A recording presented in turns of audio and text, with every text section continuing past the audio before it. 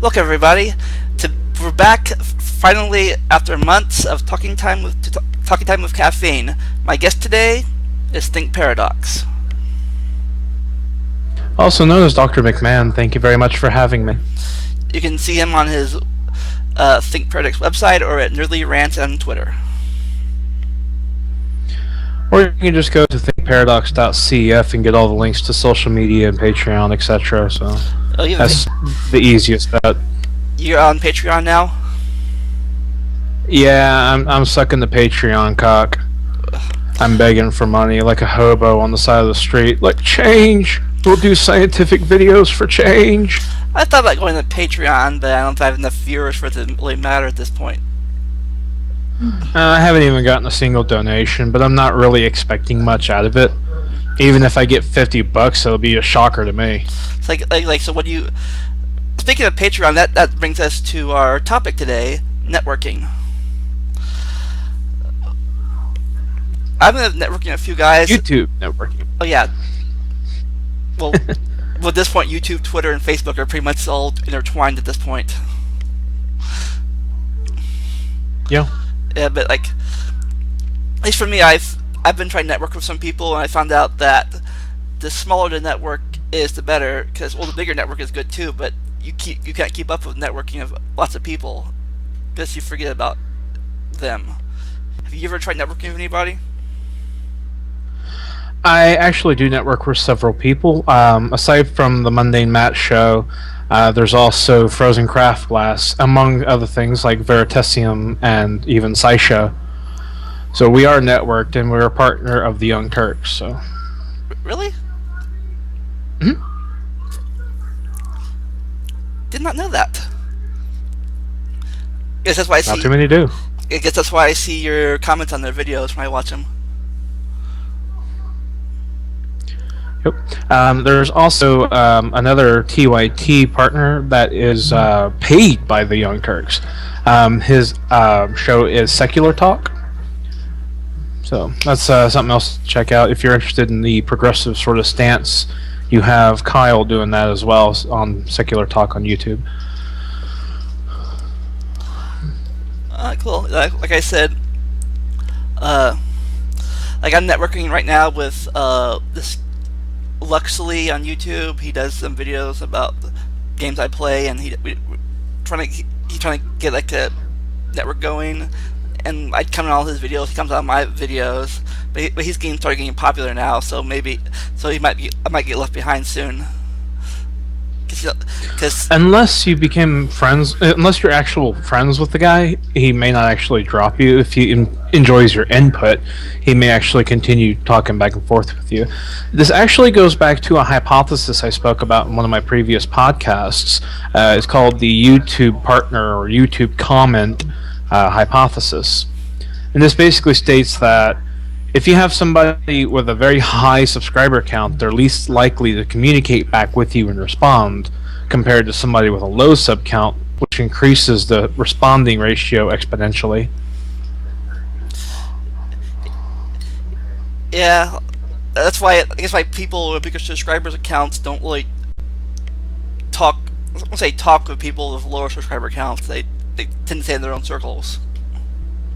Correct. Of course, then again, some people start together with small circles, and one person can get really popular, and another person can just stay behind. Mm-hmm. Well, it's like with the Mundane Matt. You know Mundane Matt. Yeah, right? I think I found him when he was like 5,000 or something, or less than 5,000, and now he's over 10,000. Yep. He actually responds to people. His excuse when he doesn't get to respond to you is much like everybody else's excuse when they're huge, is that they get so many comments to look through, they read them, but they don't actually respond to every one of them because they don't have time. And that's Mundane Matt. I can see that happening in the future. Like, if I get extremely popular, I'll have so many questions I can't answer. That's another problem of getting too big.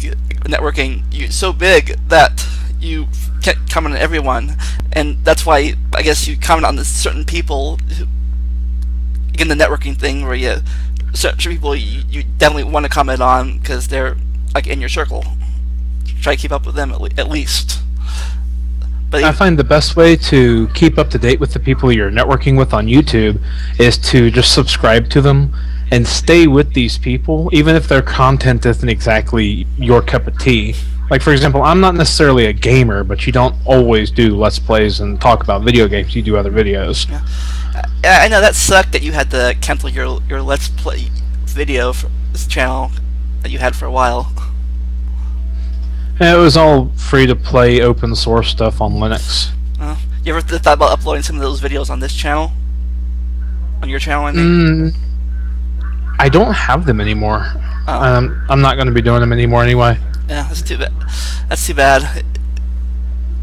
Maybe you could get some gamers into logical, like learning about stuff. Like you draw them in the games, and also you talk about scientific stuff. Well, that's the funny thing, talking about scientific things. I mean, I'm a theoretical physicist, right? Yeah. And there's video games that dive into my field of science. You can think of one already off the top of your head, I'm certain. It begins with Bio and ends with Shock. BioShock? Yeah, BioShock Infinite. The many worlds theory, multiple dimensions going around the place with different realities, with different possibilities and happenings in those realities, and traveling back and forth between the various dimensions, quantum levitation, etc. That's all my field of science. Ah. So it's one of those things. I mean, there are video games that I can talk about, but in the case of something like BioShock Infinite, that's massively popular. I would just be beating a dead horse.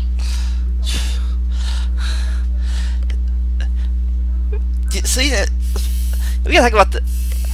Is there any science behind Zelda and Mario games, or is it just? Aside from the programming theory, I can't really say. There's a from game theory, there's this notion that the timelines with Legend of Zelda are split in different forks, like with the many worlds theory. Yeah. In that you have Link as a child where he's successful in defeating Ganon, and then there's Link where there's a world where Link doesn't end up being successful in defeating Ganon, and the world's just SOL. Yeah, I know that's just weird. Mini rolls. That's the same as multi-dimensional, like time multi-dimensional, right? Like sliders and stuff. Yeah, sliders is extra dimensional. Ah, what's the difference? Not really much. Oh. So anything you want to talk about while we're here? I thought we were talking about YouTube networking. Do you have any tips for the users that wish to get into the whole idea and concept? Like I said, I'd say, if you have real life friends on YouTube, start with them, especially if they're in the same boat as you. That way, you know for sure they would get you for a while. And then, like I said, find people who are same size as you, starting out with. But you never know. Ask some people a little bit bigger than you, not too much bigger, because then they might want to network with you. And my question to you is, how exactly in the world did you find Think Paradox? Do you even remember? Yes, it was. I think I joined the Mundane Matt ranter on Google Plus thing. I saw you there, and you were talking to him or something. The YouTube rant group. Yeah. Right on. That's another way you guys can find out other people who are looking into networking, is by going into various Google Plus groups, or any groups for that matter. There's not just Google Plus, but Google Plus helps out exponentially because it's the Google product, being YouTube. Aside from that, you have Google Plus and Yahoo groups and everything else. You go into these groups for YouTube specifically for your kind of niche, like mine's science, for example. Well, not just science. I do rants and opinions and stuff, but mostly science.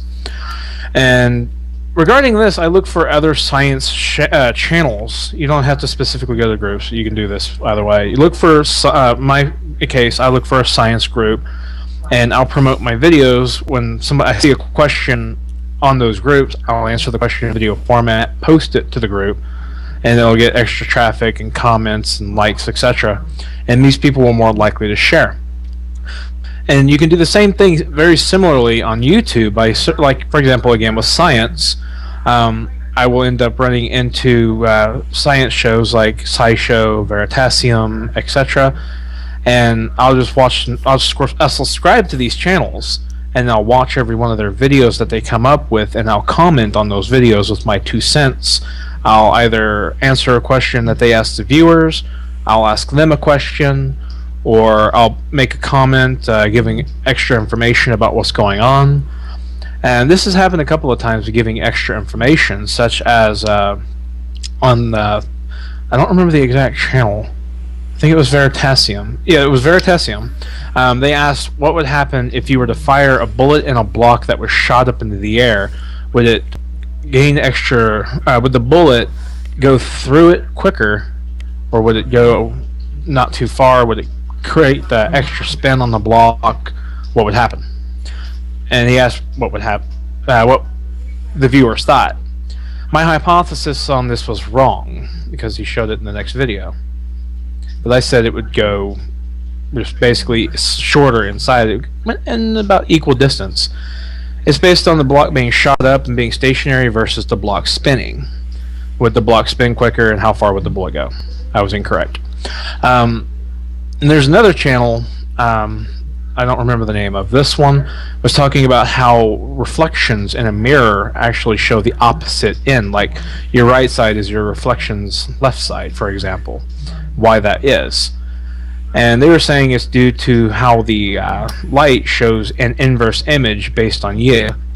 And my correlation behind this was that it's the photons going back and forth in a relative fashion based on your stationary or moving motion. So it goes out and back in straight line. And that was the reflection. That was my comment. And I've gotten some subscribers from that. And you just basically comment on videos and subscribe and watch videos, etc. Just make relevant comments on videos in question, and that helps out building your viewership. Frozen Craft Blast, for example, on YouTube, found me through a comment on some other channel. And Vandalia 1998 here found me through a Google Plus group. Yeah, I think Frozen Craft Blast, I think I found him not through the group, but I think I found him because I was looking up Naruto stuff, and he does Naruto things. Yep. I used to be in the Naruto that few years ago. I haven't really watched it lately, but I should catch it back up on it again. And the thing is, he found me, so he was commenting on my videos, and I just started, I subscribed to him and started hanging out with him too. So he became part of my circles. Yeah. Speaking of circles, Think Paradox here does occasional hangouts. You could join him on those. He does open hangouts for people. And I also use the Q&A app so you can ask me questions while we're talking shit. Yeah. And don't be afraid to connect to people that you don't have no common with, like games and stuff, or science. You might learn something. You might find out you actually have an interest in it if you actually give them a chance. Yeah, and you can also increase your viewership views by making video responses to people. I mean, the new comment system doesn't allow you to show the video responses underneath the video anymore. Yeah. But you can still type in RE colon and then the name of the title of the original video you're commenting on, and people will still find it. That still sucks to me, at least. You know, they can do about it that you can't make video replies anymore. You can't comment on old comments. You can only comment on the newer comments now. Mm-hmm. That still sucks, in my opinion. But nothing they can do about it, I guess. Oh. But overall, I like the new commenting system because I think it's better to get a notification than to have to check the inbox. Yeah, I do like that. I like that part. I like that if you want to, you can like tag people you want to comment to. Exactly. Like you can like if I talk to you, I don't know, like if it plus think paradox in the comment section, and you're notified that I've replied, I've commented to you. You know what I'm saying? Yeah, I get you. Yeah. Plus the old comment system. I mean, I'd check the inbox and I'd be like, okay, I see the reply, but what the hell did I say in order to warrant that response? So I open up the context tab or whatever, and it opens up a new page, shows a huge list of everybody's comments under the frickin' sun, and I'm sitting here scrolling like, okay, oh, that's what I said. It takes too much time. Yeah. Like I said, I do like Back then. like I do like the new system better, but I wish I could reply to some old comments. That still that they're just dead now. They're sitting there out in YouTube space, never to be replied to again. For a second there, it looked like you were drinking a beer.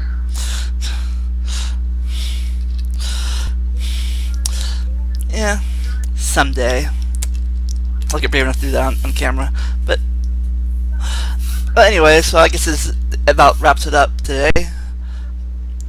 Anything you want to say in closing about networking? Not particularly. So we're good. You want to do some what's the word? It's your video, your channel. What's the word? Call to action. No. Oh, plug your stuff before we go, and say your goodbye line. I've already plugged it towards the beginning. All right. Well, did you want to say your little line? Don't need to. It's your video, your channel. Well, he's a devil bitch. So. You want me to say that? Too late. I already did. I'm the I'm the devil, bitch. And remember to always enjoy the randomness. See ya.